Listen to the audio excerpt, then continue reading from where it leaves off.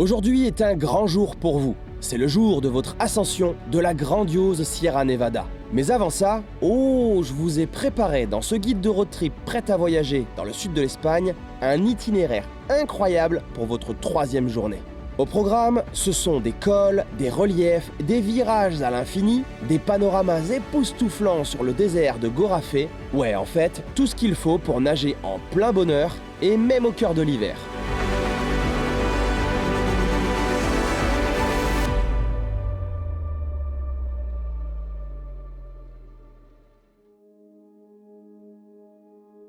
Sierra Nevada aujourd'hui, depuis le temps que j'entends ce mot-là, j'ai hâte de voir. Et la route la plus haute d'Europe. On court avec la bonnette, mais il y en a une qui est une route goudronnée, et l'autre, c'est une piste. Est-ce qu'on n'irait pas prendre des nouvelles de la météo? La météo a l'air plutôt clémente, et l'environnement de ce logement que je vous ai dégoté est juste superbe. Cap sur cette journée qui s'annonce mémorable. Venez voir un truc sympa. Non, pas la C3, derrière. Allez, Massa. Avec 2 motos. Le patron, il en a fait une. C'est sa 36e moto. Incroyable. Voilà. Bon voyage. Gracias. Notre hôte fait partie de ces humains qui ont fait des choses incroyables dans leur vie et dont on n'en saura jamais rien, sauf à passer une soirée avec lui. Allez, rituel du matin, rangement des affaires et préparation des motos. On est bon. Nos vamos à Sierra Nevada. Vous savez ce que j'aime avec ces valises là? C'est que j'ai réussi à mettre tout ce que je veux dedans. Ça, c'est ma béquille pour lever la moto, graisser la chaîne. J'ai mon petit scratch pour bloquer le frein avant. Parce que Margot, elle est en train de se pomponner. Alors du coup, je vais me débrouiller quoi.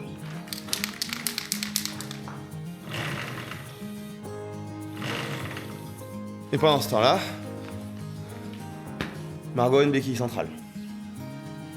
Aujourd'hui, c'est une belle journée quand même. 319 km. Tchouk. Ah, il faut des clés pour démarrer une moto.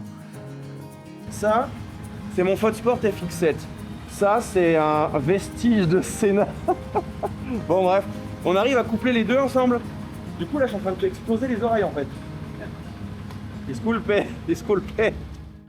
Je les ai mis sur le minimum, mais j'ai mis la totalité de la main. Ils sont méga chauds, je suis bouillant.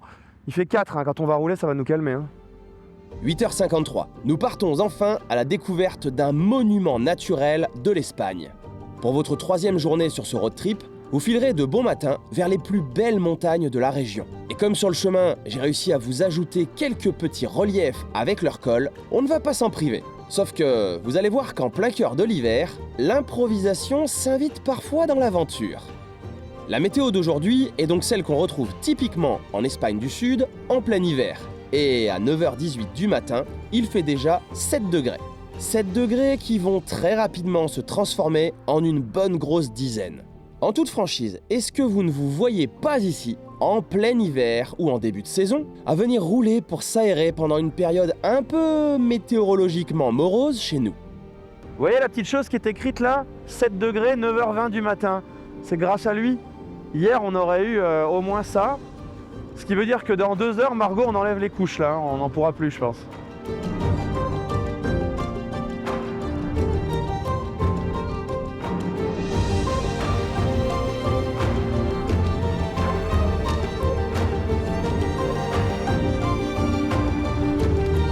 Cette première traversée de relief à 1200 mètres d'altitude va permettre de déboucher ensuite sur la plaine du désert de Gorafé.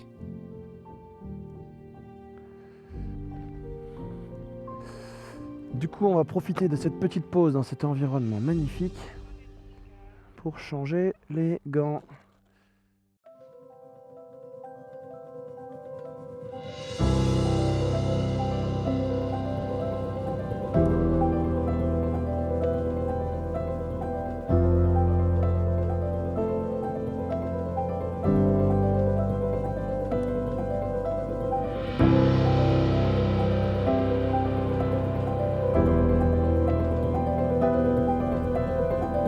Quand mon compteur là il marque 9h43, 14 degrés, Margot, c'est pas vrai du coup. Peut-être que le soleil tapant depuis quelques minutes sur les motos aide un peu, mais c'est bien la température que nous allons ressentir pour une bonne partie de la journée. Et c'est au cours de la descente vers la plaine de Gorafé que ces reliefs vont vous offrir une surprise. Un changement radical de décor avec l'autre versant, des roches aux formes particulières, des passages en mini-canyon, tout ce qu'il faut pour que le trajet ne soit surtout pas monotone.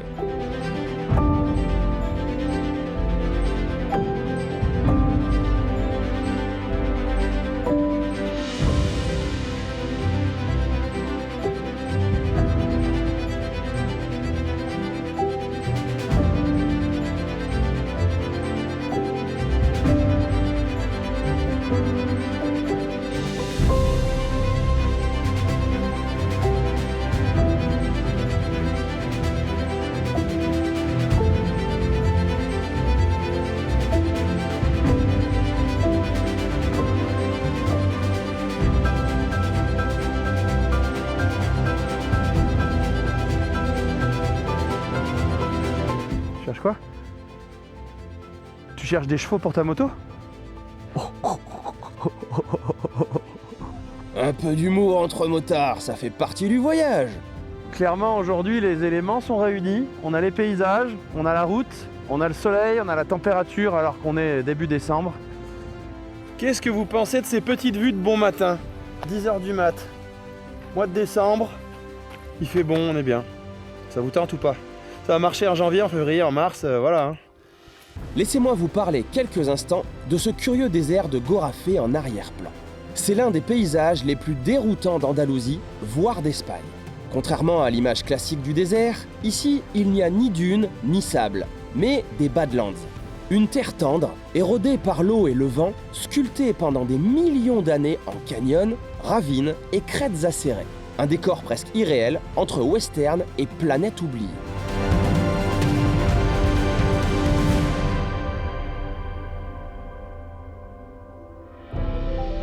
Ah, je crois que Margot n'est pas satisfaite de ce trip. Bah, par contre, moi j'ai un truc à dire quand même. Tu m'as vendu un trip en hiver, mais je suis désolée, là j'ai trop chaud. La descente sur la plaine de Gorafé vous offrira des panoramas magnifiques et ouverts sur l'infini. Ce fameux désert n'est pas au programme de ce guide. Pourquoi? Eh bien, car il faut faire du off-road pour le découvrir. Seules les pistes permettent d'en profiter. Et ce n'est pas ce que je souhaite vous proposer dans mes guides à destination de tous les motards. Pour autant, les nombreux points de vue permettant de s'imprégner de son environnement et le fait de le longer pendant un petit moment ne vous laisseront clairement pas indifférents. C'est quoi ça?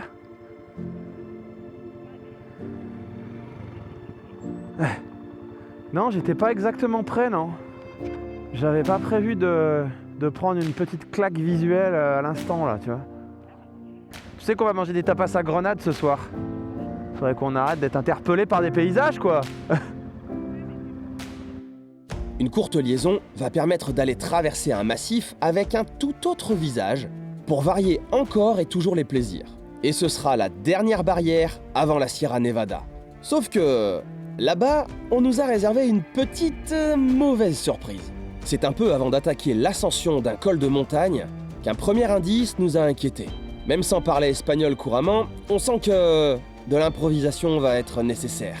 Un piéton est apparu pile à ce moment-là. L'occasion de se croire apte à baragouiner en espagnol. Bon, il n'a pas trop l'air de voir pourquoi ce serait fermé, ni trop au courant non plus. Alors, allons voir pour en avoir le cœur net. Vu la température, le soleil et ce qu'on voit au loin, il est difficile de s'imaginer une fermeture pour cause de neige. Pour le moment en tout cas, la route et son environnement sont totalement validés.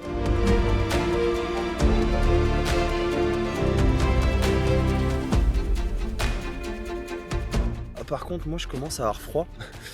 Margot non, mais moi oui, donc petite couche supplémentaire, on est à 1006 quand même. Donc petite couche supplémentaire et les gants chauffants, hein, on y retourne.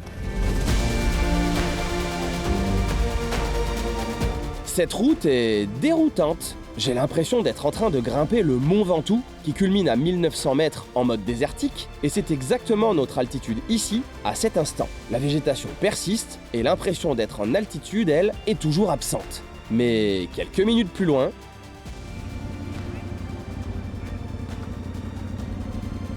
Qu'est-ce que tu veux faire?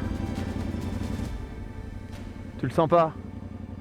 Allez, si tu le sens pas, on n'y va pas. Vu qu'elle nous gâche la journée et l'itinéraire, on va au moins aller la souiller un peu là, tu vois. Ah, puis elle est pas belle, elle est pas fraîche. Je sais rouler dans la neige fraîche, mais pas dans la neige comme ça. Ouais. Enfin, si, ça passe. Mais...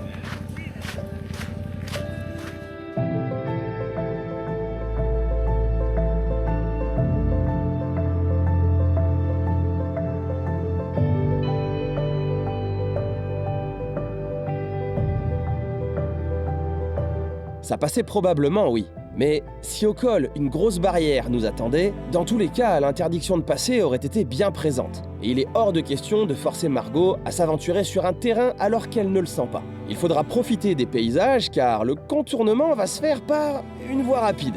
Mais ça permettra au moins de ne pas perdre 2 heures de temps. Allez, on va se faire une pause casse-croûte à l'arrache en mode sortie d'autoroute. Mais comme on a du saucisson d'hier... Alors, qu'est-ce qu'on va se manger de dégueulasse? Je pas ça, attendre du jamon espagnol là. Ça va. Avec du pâté. Ouais, tous les restes de l'apéro d'hier, quoi. C'est pas le spot pour pique-niquer? Voilà. Là, on est aux antipodes de ce que je veux vous proposer dans un guide, tu vois. Bouffer sur un parking, sur un carrefour. Mais c'est l'aventure. Ah bah ouais, paye ton aventure, quoi. Eh les gars, j'ai la baraka. C'était inopiné. Après une liaison, que vous ne ferez donc pas si vous suivez mon guide, puisque vous passerez par le col, nous retrouverons moins d'1 heure plus tard mon itinéraire initial. Et bah du coup, on va verser les téléphones, on va prendre le téléphone de guidage maintenant. L'approche de la chaîne montagneuse de la Sierra Nevada devrait vous plaire. Pour ma part, je ne sais pas réellement à quoi m'attendre. On en entend beaucoup parler et j'ai donc forcément quelques attentes personnelles. Mais la masse nuageuse qui commence à s'installer sur les sommets qui nous attendent me font déjà comprendre que ça ne sera pas pour aujourd'hui. Une chose en revanche est sûre, cet itinéraire d'approche est un vrai bonheur à enrouler.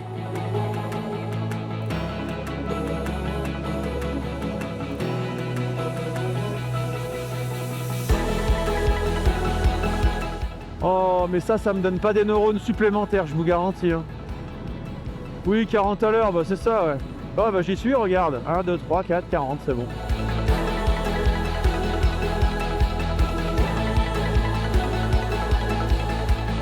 Et je t'avais dit quoi tout à l'heure que j'avais pensé qu'elle serait mieux que la route principale? Ouais.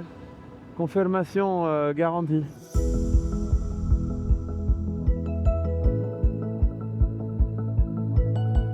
Allez, il y a pause là. On a la demoiselle qui est en train de s'endormir. Je vois pas de quoi tu parles. Ceci n'est pas du picombière. C'est de l'ice tea. T'es sûr que tu ne nous as pas trouvé un picombière ici?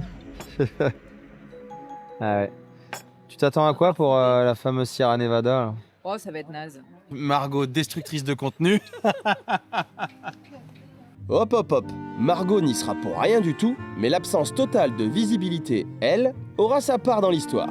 Le début de l'ascension n'a rien d'impressionnant. C'est large et assez droit. Alors, j'avais repéré une alternative, mais pas pour cette fois-ci non plus apparemment. Retournons donc faire l'ascension classique. Mais quand ça veut pas, ça veut pas. Ah voilà, la neige sur les bas-côtés qui commence à apparaître, le brouillard, 3 degrés, on est en hivernal. Bon, en même temps, on est en train de monter à peut-être la plus haute station de ski d'Espagne, mais... Et puis, ouais, merci Margot de rappeler que ouais, on est avec moi, du coup, brouillard.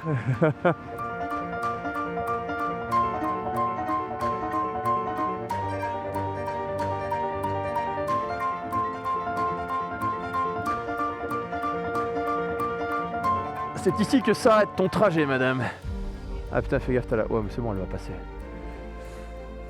Attention, zone de haute montagne. Oui, bah ça va, on sait faire. Enlève-moi ce panneau, là, qui fait chier le monde, là. Un monde qui te prive de toutes tes libertés. Liberté de circuler. Et de kiffer la montagne. C'est vrai qu'on aurait kiffé, là. LOL. 2502 mètres. Et le trajet s'arrête ici. Là, c'est pour la plus haute route d'Europe. Alors non revêtue après, c'est une piste, mais la plus haute route qui monte à 3400 mètres. Le Pico Veleta. Et la Bonnette, eh ben, c'est un peu moins parce que c'est goudronné. Voilà, ça vous plaît? Les paysages sont sublimes, hein. Franchement, merci Greg. J'adore ta commune. C'est plaisir. Voilà. Voyage avec moi, voyage avec la poisse. Non mais quand même, il faut au moins que je mette les roues dans la neige, quoi. Voilà. C'est non sans une lourde déception que nous repartons de ce presque sommet de la Sierra Nevada qui restera pour nous un mystère. Une fois sous la couche de nuages, nous pourrons voir que la ville de Grenade est directement entourée d'un décor vraiment sympa. Par contre, je te jure, je sens vraiment le chaud. Il fait 4 degrés, c'est la première fois, c'est la 3e paire de gants que je teste en chauffant. C'est la seule fois où je sens que ça me chauffe fort. Ce dont nous sommes sûrs, c'est que ce qui va nous réchauffer ce soir, ce seront les bonnes adresses que je vous ai prévues et leurs spécialités. Alors non, vous ne rêvez pas, nous sommes juste à 100 mètres de la vidéo d'avant. C'est juste qu'il y avait une bifurcation et apparemment j'ai repéré des points de vue. Je suis pas sûr que ce soit la route principale. Enfin non, c'est une évidence. Jamais je n'aurais imaginé qu'un tel environnement existe à une quinzaine de minutes de Grenade. La transition entre les deux versants est stupéfiante. Cette fin de journée va finalement terminer en beauté, et pour vous, si vous venez avec le soleil habituel de l'Espagne, même en hiver, eh bien, ce sera un sans faute du début à la fin.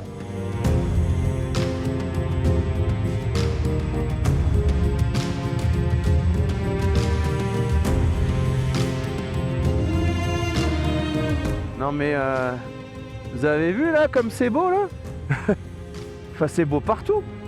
Waouh.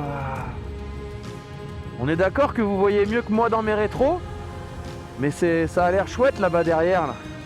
Autant la vallée de Grenade devant, oh sympa, mais ça derrière c'est... Bah oui, ça sert à ça les épingles, à se retourner et à voir. Ces prémices de l'Andalousie donnent vraiment envie de revenir pour absolument tout voir. On passe sur Maps,